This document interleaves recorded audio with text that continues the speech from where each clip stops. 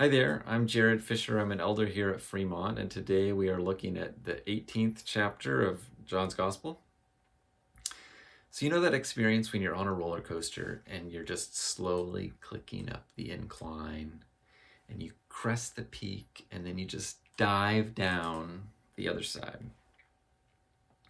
We're at that part of John's Gospel where the screaming starts.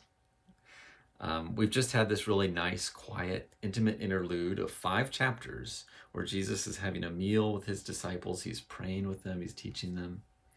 But before that, in chapters 1 through 12, before that last meal, John had led us through these series of scenes that spent a lot of time in a repetitive but kind of complex way, bringing up these layered themes of trial, of judgment, of evidence and belief and desire. And each one of these are powerfully back on the scene in this chapter. I think what we see in chapter 18, I think it's really the dramatic climax of the whole book. For Peter, what he sees happening, it's a tragedy. And what we see him doing is a tragedy. He's confused and he's afraid and he's devastated. He can swing a sword, but he can't be honest with a servant girl. Look carefully. Who really has the power in this chapter? Peter's sword, it's both meaningless and it's wrong. Both Pilate and the religious leaders, they sit in judgment, but they're both so in fear of losing their position that they're not able to discern what is really right in this situation and what's really happening.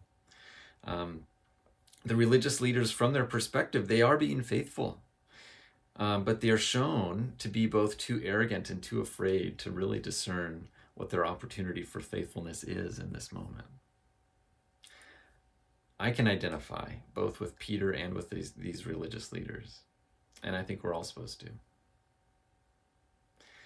When we're reading this chapter, John 18, I think we're supposed to have John chapter 1 in mind, and you might want to go back and look at those first few verses. This is God on trial. This is the high priest of this ancient covenant people looking to condemn his God, this God who has come to him. This is the people of God rejecting him. He has come as a gift, and he's orchestrated this scene of rejection. And this is the beginning of God's great redemptive power over evil and death breaking in. What looks like defeat is really the beginning of the actual ultimate deliverance that's promised throughout the Old Testament. We want to follow Jesus, and we follow him in this path that he's creating here, this path of respectful faithfulness in the face of rejection and misunderstanding. This chapter begins and ends with people being asked, who do you want? And in the end, the people choose a freedom fighter over Jesus.